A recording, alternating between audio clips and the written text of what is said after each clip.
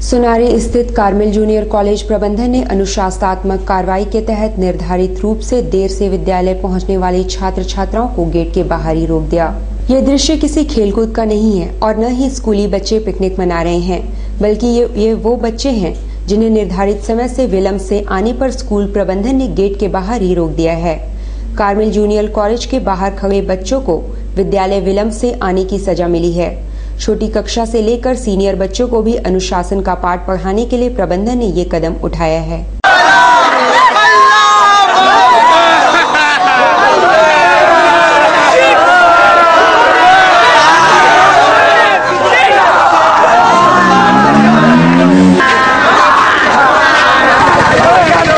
हम लोग लेट आ गए,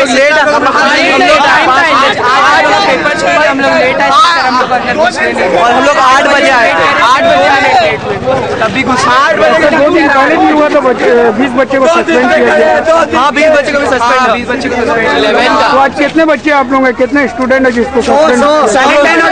around 200 student in all standard 10, जिसमें से केवल 40 से 50 बच्चों को अंदर घुसने दिया और हम लोग 5 मिनट लेट है। गेट बंद करके हमारे पास जुल्म सुंदरनगर टैंक रोड के पास बुधवार की सुबह एक ट्रक की चपेट में आकर सोरेन गोया नामक व्यक्ति की मौत हो गई। सुंदरनगर टैंक रोड के पास ईंट लदी एक ट्रक अनियंत्रित हो गई और सड़क के किनारे चल रहे सोरेन गोया नामक राहगीर को चपेट में ले लिया, जिसमें उसकी घटनास्थल पर ही मौत हो गई। पुलिस ने ट्रक जब्त कर लिया है और शव को पोस्टमार्टम के लिए भेज दिया है।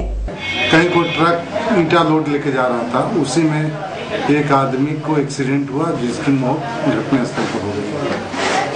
इस आदमी की पहचान हुई है, शंकरपुर के हैं। अभी जो बता रहे हैं नाम अभी बता नहीं। गाड़ी जब्त कर ली गई है। गाड़ी जब्त कर लिया गया। क्या कार्रवाई होने जा रहा है सर? एक्सीडेंट की जो केस, एक्सीडेंट का जो विधिवत कानून कार्रवाई होती है उस सेक्शन में केस करेंगे। ड्राइवर को जेल भेजा गया, गाड़ी को जब्त किया गया। जादूगोवा में पिकनिक मनाने गए 5 युवकों को डूबने से बचाने वाले 3 युवकों को गणतंत्र दिवस पर बहादुरी पुरस्कार देने की मांग उपायुक्त से की गई है। गत वर्ष 4 जुलाई को जादूगोवा क्षेत्र के गुरगा नदी में स्नान करने गए 5 युवक डूबने लगे थे, जिन्हें स्थानीय युवक सुरेश सरदार, पुचू सरदार और जयपाल सरदार नामक 3 युवकों ने अपनी जान पर खेलकर बचा लिया था। बुधवार को उपायुक्त कार्यालय पहुंचे जिला पार्षद करुणामय मंडल ने इन युवकों को गणतंत्र दिवस के मौके पर बहादुरी पुरस्कार देने की मांग की है। 4 जुलाई 2014 को पोटका का नरवा के सामने जो गुरा नदी है, वहाँ 5 जन मछली पकड़ने के लिए गांव के राजदोहा गांव के कंसारी टोला के वहाँ गए थे।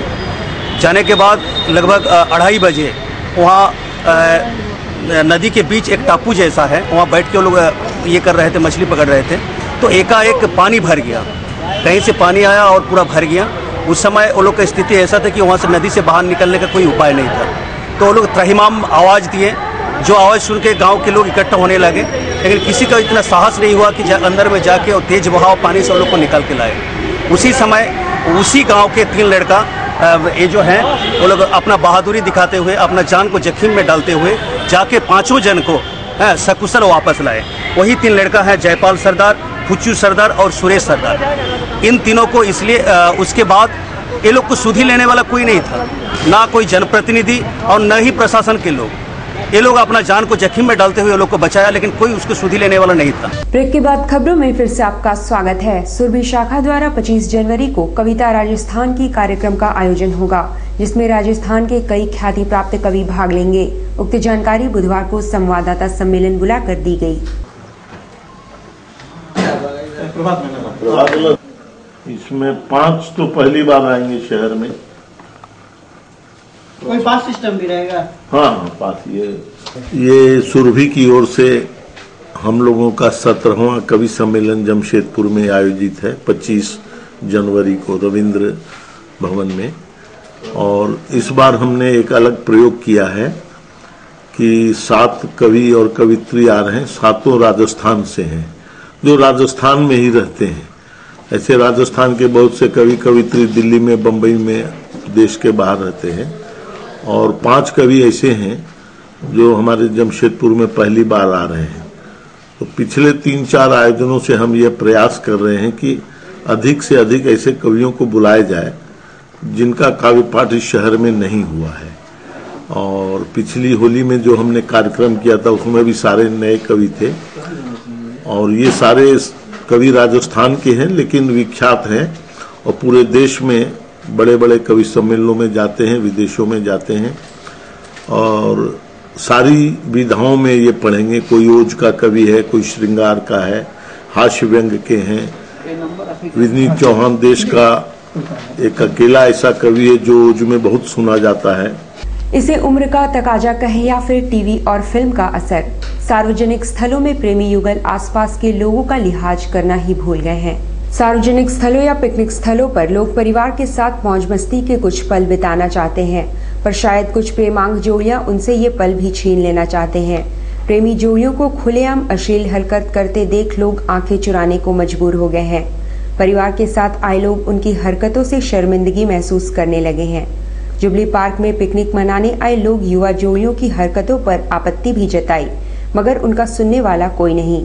प्रशासन को देखना चाहिए, बनाया है मनोरंजन के लिए। आदमी तो हमेशा ड्यूटी करते ही है कंपनी में, तो थोड़ा वक्त फैमिली के साथ देना चाहिए और अच्छा भी लगता है क्योंकि हर वक्त तो हम लोग ड्यूटी में रहते हैं। इस तरह का जो गलत हरकत हो रहा है तो लोग अपने बच्चे को छोटे छोटे को लाएंगे नहीं, लाएंगे नहीं। और ये जो कर रहे हैं इन्हें अपने आप को समझना चाहिए कि उनका भी फैमिली है, वो ऐसा नहीं करें। काश अगर उनके भी फैमिली यहाँ आते तो ऐसा करने से अच्छी बात नहीं है। और उसके बाद भी ये लोग नहीं मानते हैं तो प्रशासन है इसके लिए, हम क्या कर सकते हैं। तो बात है फैमिली लेके तो कोई भी नहीं आएगा। छोटे छोटे बच्चा लोग है, सब बच्चा लोग देखता है, उनके मन में क्या इफेक्ट पड़ेगा, दिमाग में क्या जाएगा। वही हम लोग भी तब से देख रहे हैं, एकदम परेशान हम लोग भी है उसी लोग के चलते। बच्चा लोगों को लेके घूमना मुश्किल है। ये लोग भी बोरी भाभी चलते हैं, जाके बोलते हैं उन लोगों को, क्यों बोलेंगे, डिस्टर्ब हो जाएगा, फिर बोल देगा कुछ हम लोग को उल्टा सीधा, इसलिए नहीं बोलने का। यहाँ माहौल तो पहले ठीक ही था, अभी माहौल बहुत खराब हो गया। यहाँ आकर अश्लीलता होता है, कोई कॉलेज का नाम आकर यहाँ ही ये लोग बैठ जाते हैं। हम लोग फैमिली लेकर आने के लिए बहुत दिक्कत होता है, बच्चा लोग को खुला में खेलने के लिए भी नहीं मिलता और इसीलिए प्रशासन को कुछ करने के लिए हम लोग आवेदन करेंगे। और यहाँ जो दिसंबर से लेकर बाहर से भी आते थे वो लोग को भी खराब लग रहा है, जमशेदपुर का बदनाम हो रहा, यहाँ थोड़ा ध्यान देना चाहिए। बहरहाल हमारा इस खबर को प्रसारित करने के पीछे उद्देश्य यही है कि शायद इससे पुलिस प्रशासन की नींद खुले और कोई कार्रवाई करे, ताकि लोग अपने परिवार के साथ ऐसे स्थानों में घूमने आने के बाद शर्मिंदगी महसूस न करें। जावेद आलम की रिपोर्ट। 59वीं सब जूनियर आर्चरी का बुधवार को शहर में आगाज हुआ। 25 जनवरी तक चलने वाली प्रतियोगिता में कुल 22 टीमें भाग ले रही हैं। जीआरडी कॉम्प्लेक्स के आर्चरी सेंटर में बुधवार को 59वीं सब जूनियर आर्चरी चैंपियनशिप का उद्घाटन टाटा स्टील के अधिकारी ए त्रिपाठी ने किया। प्रतियोगिता 25 जनवरी तक चलेगी। सर ये पॉइंट सिस्टम है सर, ये बहुत खुशी की पल है कि पूर्णिमा महतो हमारे मुख्य अतिथि बैंड ग्रुप ये किरण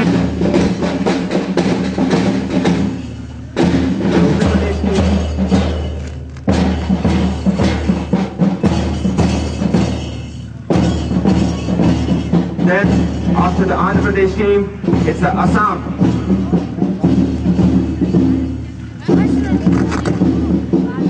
Followed by Bihar.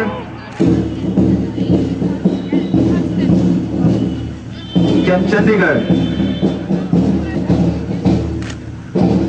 After Chandigarh, it's the Delhi.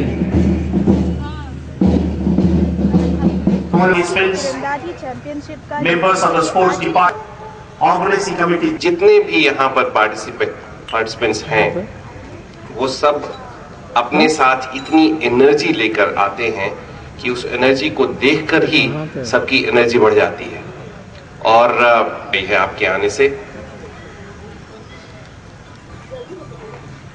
ये स्पोर्ट्स, आर्चरी का स्पोर्ट्स और कोई भी और स्पोर्ट्स भी एक बहुत ही अच्छा माइंड और बॉडी का सम्मिलन होता है, क्योंकि जब आप इन दोनों के इस्तेमाल से अपने किसी भी खेल में पार्टिसिपेट करते हैं तो आगे जाने का पूरा मौका रहता है।